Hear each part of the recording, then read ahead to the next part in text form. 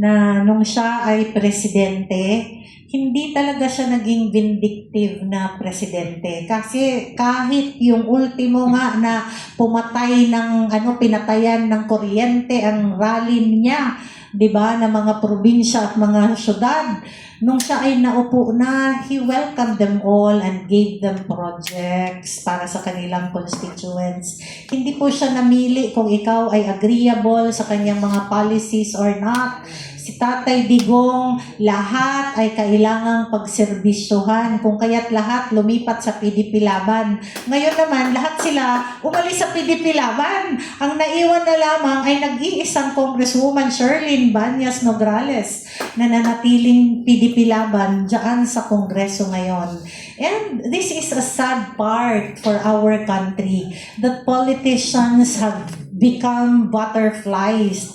Totoo lang talaga no, naging political butterflies silang lahat. There was a time that all of them, during the time of Tatay Digong, became PDP Laban. But look at where they are now. Sana tayong mga botante, matuto tayo. Tingnan natin yung mga tumatakbo, tingnan natin kung ano yung integridad nila, tingnan natin kung ano ang level of loyalty nila. Sabi nila, my loyalty to the party ends where my loyalty to the country begins. But mind you, if you are not loyal to your political party, you can never be loyal to the country. Kung sa eleksyon ngayon, PDP Laban ka, sa sunod na eleksyon, Lakas NUCD ka, sa sunod na eleksyon, Nationalista Party ka, where is the proof na kaya mong maging loyal sa bansa, maging loyal sa Diyos na nagtalaga sa'yo sa posisyon na yan?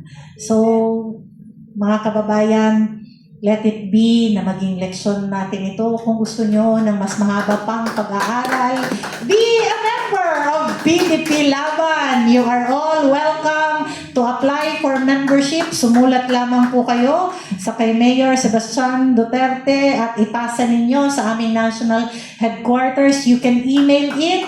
You can email your letter of intent to become members of PDP Laban sa pdp.nationalcouncil@gmail.com. And you can visit also our official page na PDP Laban. You can leave a message on the chat box or you can visit our website para mag-message kayo kung gusto nyong maging miyembro. And of course, follow us on Facebook and YouTube. 961,000 followers na po ang PDP Laban. The most followed, most active page of a political party ang natatanging PDP Laban.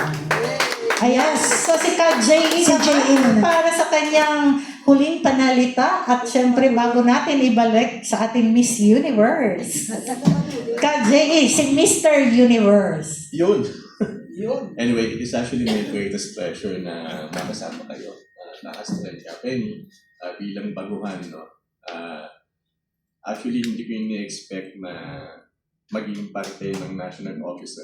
And probably some of the people are actually questioning paano nanalo ang isang J.E. Villarreal over kay Kuya. Even me, myself, is actually asking kung paano. Ang isa lang bagay yung pwede kong sabihin. Hindi ko ito pinlano. Sinasabi ko, Diyos ang naglagay. And I'm gonna make it sure na magtatrabaho ako. Hindi lang para sa inyo, kundi para sa partido.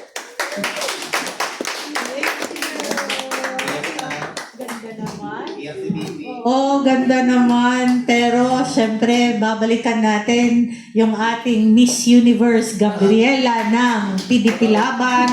Ka Penny, take it away! Salamat ka Astra, salamat ka J.E. Alam niyo, sa taong gusto magserbisyo, walang maliit, walang malaki, walang mababa, walang mataas para sa bayan. At kaya kami patuloy na talagang pinipilit namin sa abot ng aming kakayahan na mababaan ang mga grassroots. Kasama po ng lahat ng mga volunteer na vloggers, media, that they always understand that wala naman yan bayad. It's volunteerism. So see to it that walang mangungutya, walang mamamaliit sa inyo. Kung ang nagmamaliit naman sa inyo ay tumatanggap naman ng kabayaran. And this is part of our principle and you must be proud that PDP kayo. Kasi maraming PDP na hindi nila naiintindihan ang importansya ng principle ng PDP.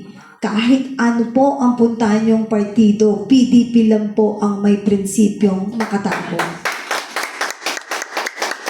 At sa ganang amin po, taus-puso kami nagpapasalamat sa inyong lahat.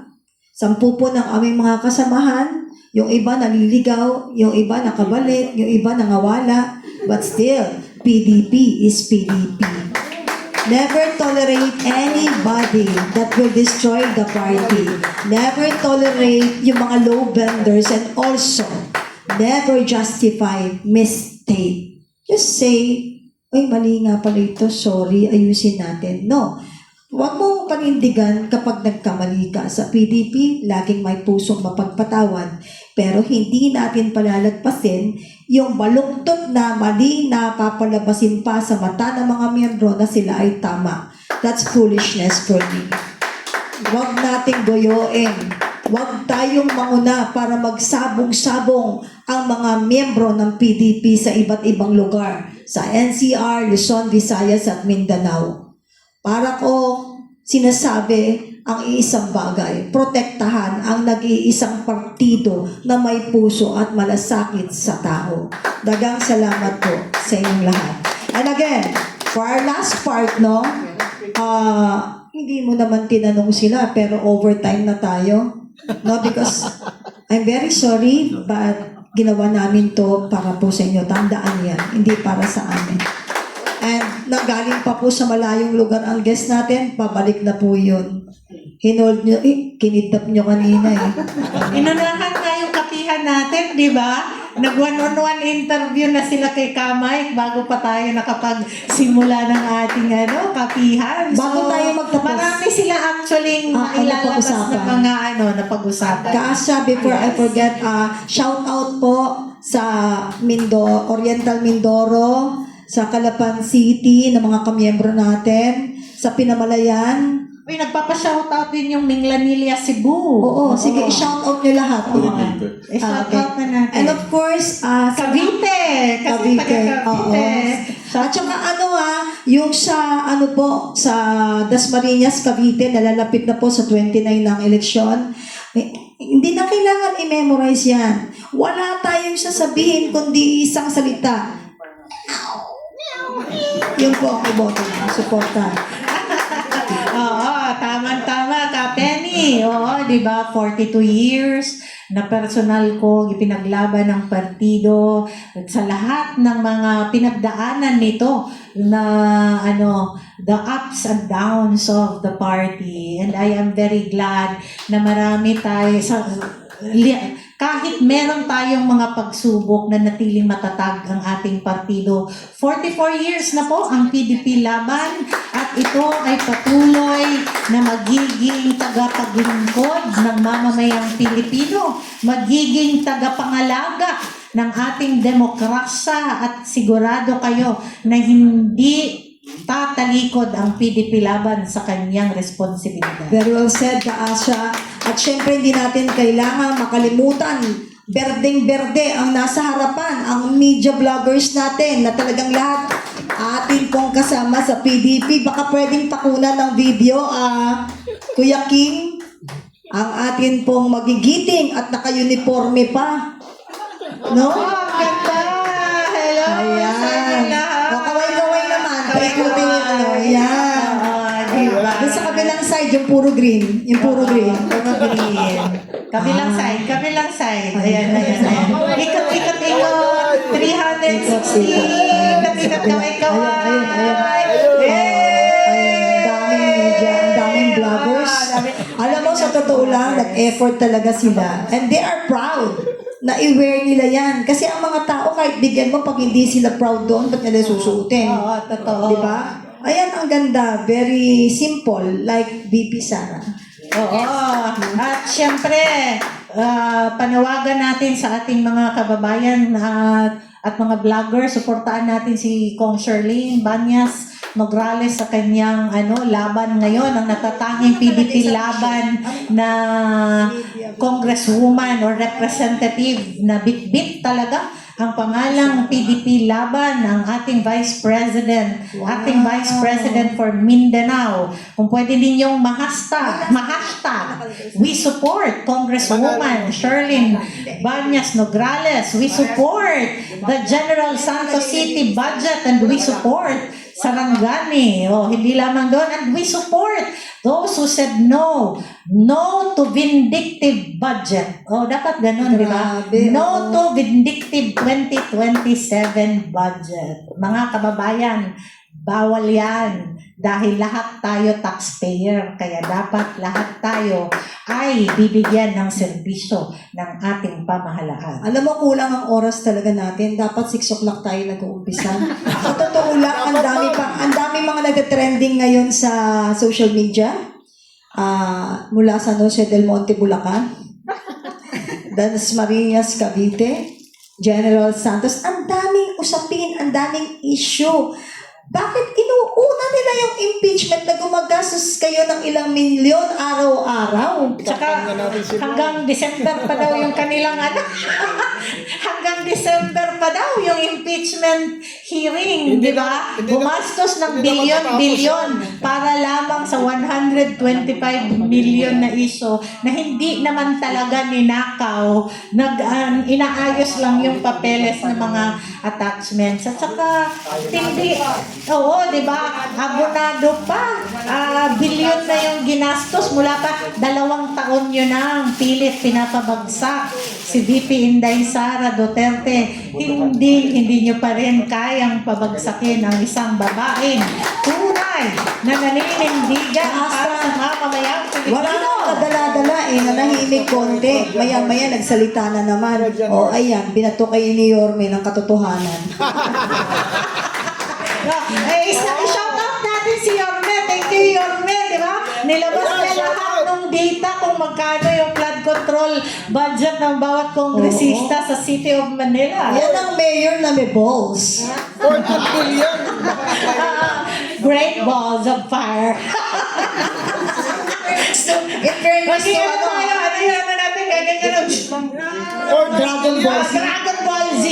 Dadala tayo ng tapos shoutout din natin si Mayor Joy Belmonte. Hi, Mayor Joy. Hi, Dahil siya rin, isa-isa na naglalaglagan. Bakit? You need to do that, calling and shout out sa lahat ng mayors. Kasi pag hindi nyo ginawa yon, meron kayong parte. Mga kababayan, mga politiko, mga public servants, kasi na-mention kanina ni Kamay Krama, balikan lang natin, di ba?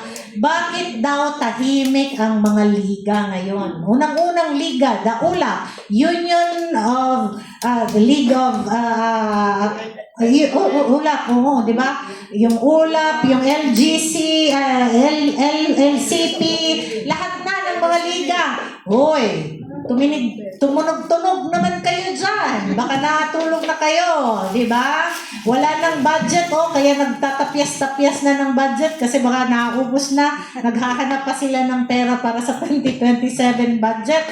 Huwag na nating payagan na mangutang muli ang ating gobyerno. Tama Dahil mga kababayan, may utang na po kayong 165,000 pesos per person. At kung kayo ay 10 sa isang pamilya, nasa 1.6 million na ang utang ninyo. Hindi ninyo utang ng gobyerno na inilagay ng mga politiko sa kanilang bulsa. Usaping utang na loob. Mahiya naman kayo. Diba? We still have 1 minute. Pasalitain natin si KJP and let's say bye-bye na. Okay. Nilagay ko sana ako sa government natin. By next year, dapat ang trabaho hindi umutang. Dapat mag-bootstrap. Pagkasyahin yung pera ko, yung meron sa bansa natin. Kasi wala naman tayo nakikitang effective na projects for the last 4 years. Diba? Buti sana kung nangyayari, nung panahon ni Tatay Digong, build projects, ang GDP consistently 6.5, 6.6. 7. Yes, umabot nga yun ng 8 Tapos, okay, nung nag-pre-pandemic, doon talaga tayo totally tinamaan. Pero, it was recommended by Benjamin joke mo, no? The gentleman, ang sabi niya is, walang pera na nasayang nung panahon ni Dating Digong. Correct. Diba? So, doon pa lang bibili ka na sa klase ng literato na meron ang Tatak Duterte. Tatak Duterte, at very sad ngayon na ang growth rate ng Pilipinas is only 2.3, mga kababayan. And that is the lowest na growth rate na meron tayo sa history yata ng Pilipinas, kung hindi ako nagkakamali.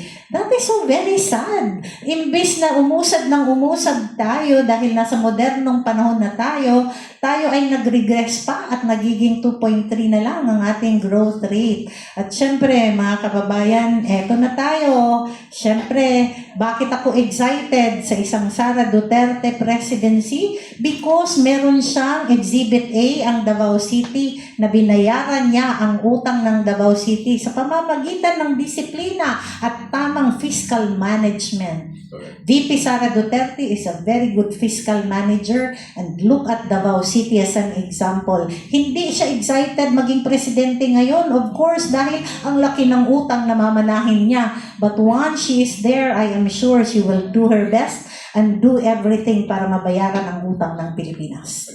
Very well said. And with that, daghang salamat po sa inyong lahat, mga kasama, kaibigan. Alam nyo, mahal na mahal namin ang ating mga vloggers and media. Ayan nyo, pag nabigyan ako ng maleta, hahatian ko kayo. Talaga wala pa eh. Wala talaga. Baka yung maleta, yung hahati-hatiin mo, hindi Yung maleta, pwede natin i-slice eh. Wala naman. But I know that kung gaano kayo kabayani sa paningin namin. Kasi yung mga media, yung ibang media, sa totoo lang, ang dami kong kakilala. Ayoko magsalita. Basta siguradong may kape at pandesal dito. Yes, at saka sa mga nagugutom, meron tayong baong lugaw at saka champurado. Daghang salamat at sabay-sabay natin bigyan ng pagpupugay ang ating bansa. Mabuhay!